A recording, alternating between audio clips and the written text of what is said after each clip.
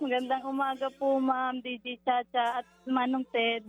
Good morning! Kabado ba, Angel? Ang kabado po, Ma'am. First time po. Okay lang yan. Ano bang gusto mo itawag ko sa'yo? Anong palayaw mo? Angie po, Ma'am. Angie. O sige, Angie, hingang malalim tayo. Ano muna yung Bible verse na Opo, binigay opo. po sa atin kahapon ni Pastor Jeff? Ah, ver- Angie? verse, Bible verse 2 Cornieto 5, versikulo 7. Mhm. Nawawala po yata ang signal ko. Hindi. Okay lang. Malinaw. Sige, basahin niyo po yung 2 Corinto 5:7. Sapagkat namumuhay tayo sa pananampalataya at hindi ayon sa mga bagay na nakikita. Amen. Kayo po ba ay matagal nang nakatutok sa programa namin? Opo, madalas po kasi kami nawawala ng load, ay dito po talaga kami nanonood. Sana talaga lagi kayong mga walang load. Pag may load yata kayo, di kayo nakakatutok sa amin. Hindi po. Ay, Minsan hindi po naman. kasi nangihinayang din po sa pang-load. Oo, pero harinawa no, o ayaw naman nating wala kayong Opo, pera ma'am. kasi pag walang load, walang pera. Pero salamat na rin kasi at least nakakanood nga po kayo sa 1PH. Gano'n na po katagal? Ano pa po, nung 2022 pa po ako nakakapanood dito. Oh, Ngayon sige. lang po talaga ako nagkalakas loob. 2022 pa po kayo nanonood. Pero kailan pa po kayo nagsimulang sumali sa programa? Ngayon lang po, ma'am. Okay. Ang swerte nyo naman po pala, natawagan kayo agad. Hindi ko po ma'am akalain na matatawagan po ako agad. Oo, wala pong problema. Ganyan talaga. This is your perfect day. Ito po ang tamang Maraming oras. salamat po. Oo, sige po. Hinga muna tayo malalim, Angelica, Angie, ha, Thank para di ka God. masyadong kabahan. Sige, nasan si Mister ngayon? Nasa construction site ba? Opo, ma'am. Angie, hinga kang malalim. Gusto mo munang uminom ng tubig? Kabadong-kabado si Angie. Okay na. Asan ang mga bata? Nandyan ba? Bali yung panganay po pumasok po sa school, yung dalawa po nandito. Okay. Ilan taon na po yung mga anak nyo?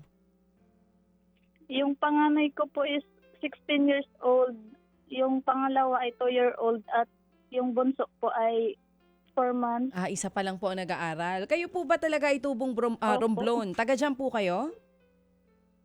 Tubong Bicolana po ako. Taga rito lang po yung napangasawa ko, ma'am. Paano po kayo nagkakilala?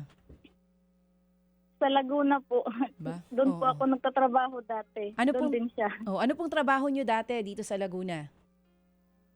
Sa pabrika po, ma'am. Minsan po nung may anak na po ako sa panganay, naglalabada po ako. Tapos kailan po kayo nagdesisyon na dyan na po maninirahan sa Romblon? Nung pong may pandemic, umuwi po kami dito. So before po, yung mga bata nandito po nakatira sa Laguna.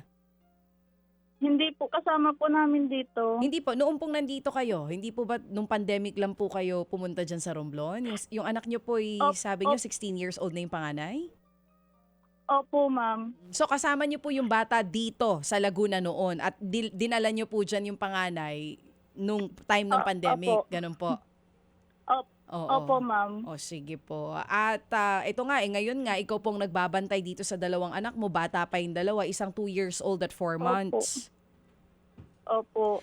Yun pong kinatitirikan ng bahay nyo, kanino po ito? Ito po ba'y nangungupahan kayo sa inyo talaga? Bali po, sa biyanan ko po ito, kaso yumao na po sila. Doon po sa magulang ng inyo pong kinakasama. Opo, ma'am. Kasal po kayo? Opo, ma'am, sa West. Oo, kasal po kayo ni Mister, ano? Kung sakali po ba sa inyo planong dalhin, ito pong 2,000 piso? Gusto ko po muna sana makabili po, ma'am, ng yero para po ilagay ko po doon sa dati po namin inaalagaan na baboy. Yung anuhan po, kulungan ng baboy. So may alaga po kayo ngayon?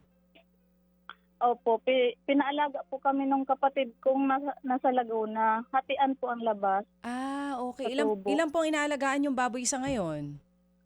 2 po, ma'am. Bali, pagka wala na po siyang pangpakain, tatawag po ako kay ate. Manghihingi Saka ka siya ng pera. magpapadala. Opo.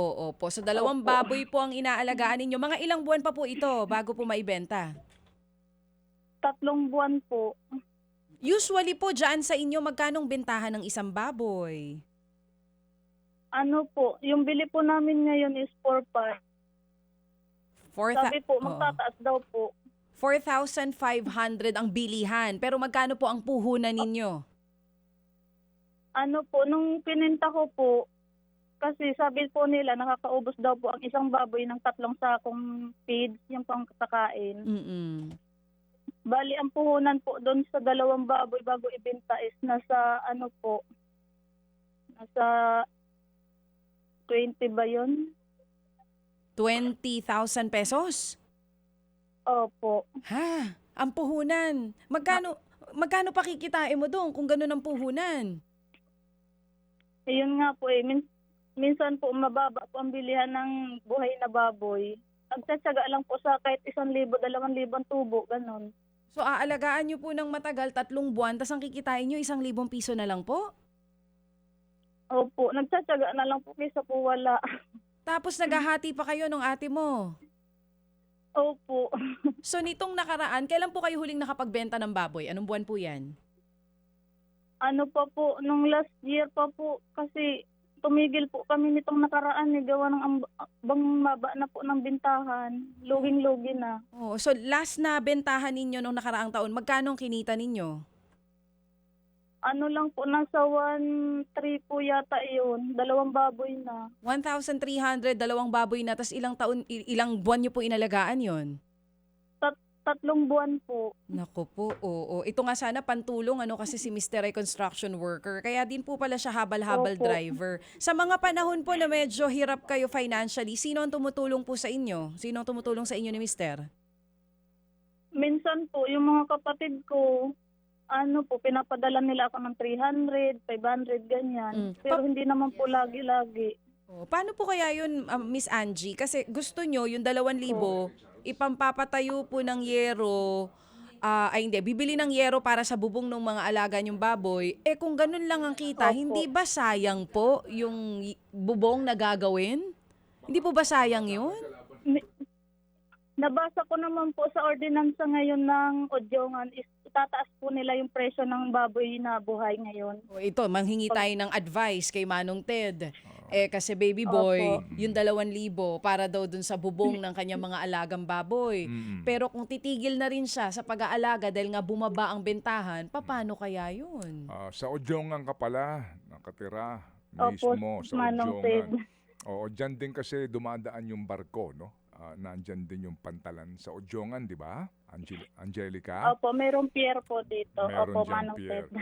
Okay, sige. So, ito kasing pagbababoy ninyo, ang bentahan ninyo sa local lang dyan, para sa local, no?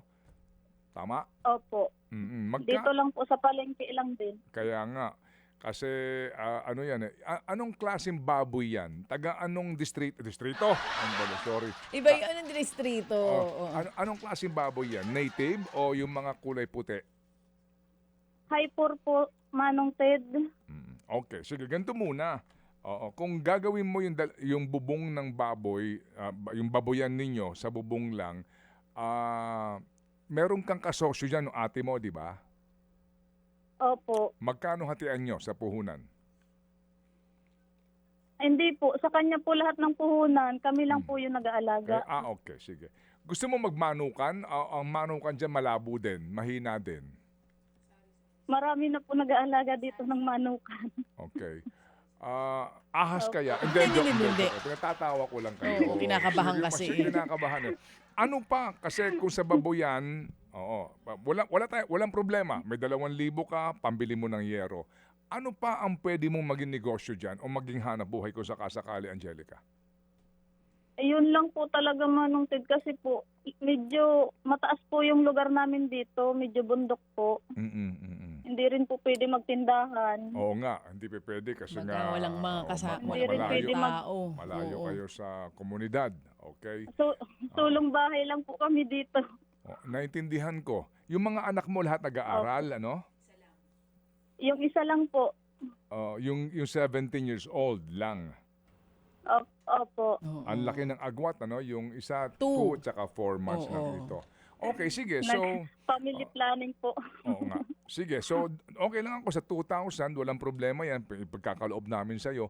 Pero pag nagpadala ka sa amin ng prueba, mag-isip ka lang dyan, ayaw namin ikaw madaliin kasi ikaw yung hahawak, ikaw yung hinahanap namin, yung maaring mabigyan natin ng pagkakataon. Mag-isip ka ng pwede pang kabuhayan. Kung gusto mo nang bumili ka ng, kasi baka si ate mong kausap mo, kung bibili ka ng sarili mong baboy, baka magselosan yung mga baboy. Alam mo na, Hindi po. baka magkaroon sila ng lang po, intriga. Saka hindi na mahal ang bentahan. Oo Yun nga, ang babagsak problema ang eh. presyo. Pabagsak na eh. Oo. Alam mo, baka yung mga baboy mag-intrigahan, mag-intriga sila, di ba? Oo, Nagkaselosan pa. magkakaroon ng Baka, issue. tama si Manong Ted, baka meron pang iba Sige. na pwedeng gawing hanap buhay dyan. Mag-isip ka maigi, ate. O, Okay. kasi ikaw ang hinahanap ng mga happy anonymous natin na po pwedeng matulungan kung sakali. Sige, baka lang meron kang baka lang meron ka pang naiisip na kabuhayan. Sabihan mo lang kami dito, babalikan ka namin. Pero for sure, ngayon pa lang, meron ka ng agad 2,000 galing yan. Oo ha? Okay, galing po yan kay Happy Golfer. Okay? Yan 2,000. Maraming salamat po. Oo, sige. Maraming salamat po, Manong Ted, Didi Chacha. Oo, yung bang anak mo na panganay, nag-aaral, anong grado na? Grade 11 na po siya, Manong Ted. Scholarship po siya sa sa ESTI. Babae ito? Lalaki po. Sige, may kailangan sa school? Hindi nga po siya nakakabili ng uniform nila, magtatapusan na. White Sige. t-shirt lang yung suot niya.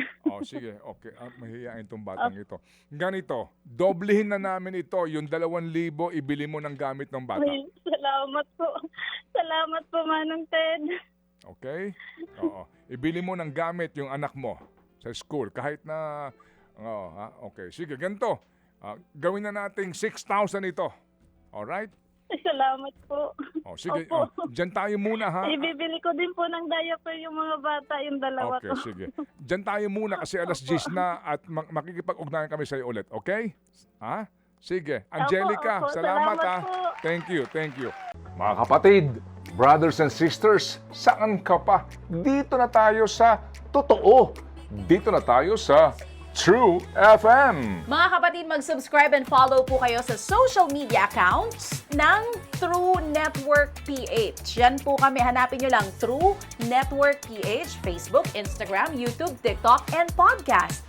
Mapa Apple or Spotify man yan, mahahanap nyo kami. Lahat ng mga napapanood at napapakinggan nyo po sa programa, nasa social media accounts namin yan. So, paano mga kapatid? See you sa social media! Ito tayo sa